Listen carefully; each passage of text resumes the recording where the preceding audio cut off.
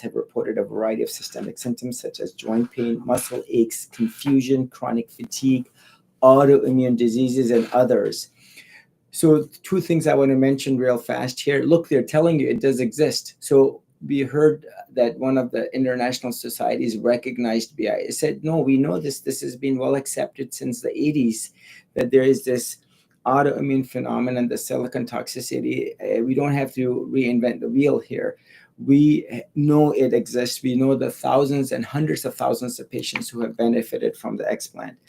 And so it says over here, the patients receiving breast implants have reported a variety of systemic symptoms such as joint pain, muscle aches, confusion. This is the brain fog, chronic fatigue, most common symptom. Autoimmune diseases, remember, it covers a lot of problems and others. Others means everything else. And this is that sign, those constellation of sign symptoms I was talking about. Some patients report complete resolution. Complete resolution means cure. Some patients report complete resolution of symptoms when the implants are removed without replacement. And so they're telling you that there is a cure, i.e., relief of those symptoms if you're exhibiting those. And this is why breast implant illness is very real. So you have to yourself make that determination. You have to be your own advocate. One patient went to her primary care doctor and said that my primary care doctor says it's not breast implant illness. Well, I will tell you one thing for sure. I know nothing about cardiology. I know nothing about pediatrics. I know nothing about medical oncology. I know nothing about being a rheumatologist. And likewise, these respective doctors, I would not have them weigh in much on what is breast implant illness. Maybe they might have not even touched a breast implant. This is where their understanding of saline silicone implants and the implications of having them, what it means. And so this is a real problem, if you will. This is not like a myth. This is not like a mystery. Just like the patient I talked to yesterday who had done her homework and she said that 120% she has what is breast implant illness. Likewise, you will know from your gut, and this is where the vast majority of the patients, as they proceed, they are confident as they move into the surgery that this is what they're looking at. Is this a guarantee that I give my patients? Absolutely not. I do not tell my patients all what I tell my patients. If you come to me and this is the informed consent, I'm going to remove the entirety of that implant, plus the capsule, plus that inflamed tissue. And if there is a residual capsule from maybe a first or a second set that the patient had where the implant was above and now her second implant is below, I will remove that capsule.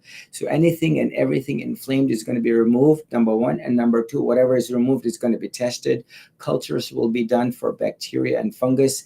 Aerobic, anaerobic, and fungal implants will be returned to the patient. They will very likely 99.99% not be used of any drains. The last time I used drains was well over 5.5 years ago. You're going to have the high definition pictures and videos of the chest wall showing complete removal of the entire implant capsule in the manner as described, which is, the defined overall procedure that I do from one patient to the other so that I'm very consistent in the goals and essence of the surgery. So the take-home message is educate yourself. Please go to the YouTube channel, Khan Plastic Surgery Academy. Also the webpage, executiveplasticsurgery.com. Go to the Instagram, YouTube, Facebook post. Go and share and discuss the experiences that other patients have had with me so that you understand what you're signing up for, what are the goals of the surgery. And I will tell you, initially you might be overwhelmed about what to do and what type of information to seek. But after some time, you're going to see there's only 10, 15 questions. If you go to my website, executiveplasticsurgery.com, you will see questions to ask your plastic surgeon in regards to explantation. And you will see a whole series of questions to ask. This is, in summary, what is informed consent. None of this should come as a surprise. You should have already known this because your surgeon should and must have discussed this with you as you got implants or if you are considering implants. And one needs to be educated as to what and how to manage. Let me give you another example here. So if someone has this implant, they're telling you,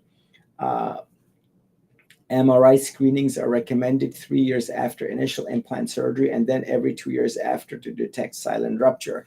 This is not my recommendation. This is coming from Mentor. The black box warning was not me writing it. It was coming from the FDA. And we have a lot of information from the 90s when the implants were banned and a lot of information that continues to come out.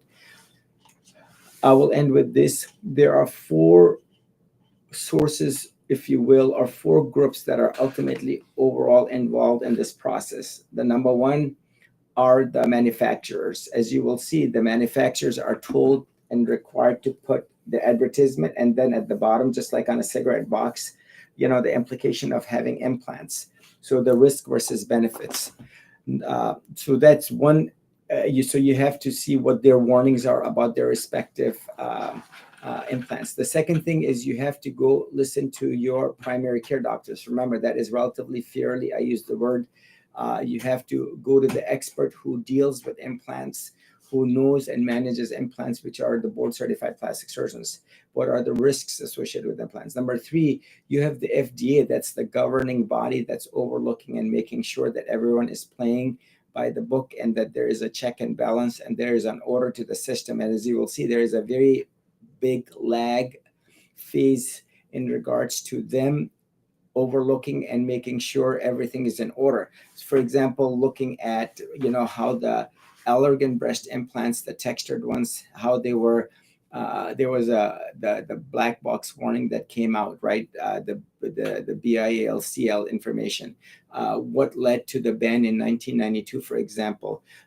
So their role is to listen to the literally hundreds and thousands of patients and their complaints of what are suggestions. And I would say millions of patients who have come forth over the years that their complaints are related to the implants. And then ultimately you have the group of patients themselves who are talking and voicing their concern. So this is the group you need to listen to because they are hurting, they're voicing the concerns. This is consistent with the many Facebook group owners who basically are getting members and having the patients discuss their symptoms and how they manage them. What's interesting is if you go to 10 different plastic surgeons, without a doubt, you're going to get 10 different techniques, 10 different thought processes within their practice, 10 different ways how they themselves are doing their surgeries. Because there are very easy cases, and certainly most of the cases are relatively involved and challenging. And this is where you, the patient, you, your family, you yourself have to use your mind, analyzing from your gut, processing it from your heart, and making sure that you're going to make this decision that's going to basically yield what you're looking for. And this is truly part of the informed consent. So you have to educate yourself. You have to network. You have to look at the risk versus benefits. You have to ask the right questions. And this is very much consistent with any procedure that one gets. And certainly when it comes to explant surgery, because the worst and the last thing that you want is to undergo a second surgery where now your capsules were left behind or the surgery was not done in the manner that I would say was complete. And now you have to seek out another surgeon so that now the residual capsules are being removed so that you will ultimately bounce back to a state of good health. So there you have it. This is Dr. Khan. Please ask questions.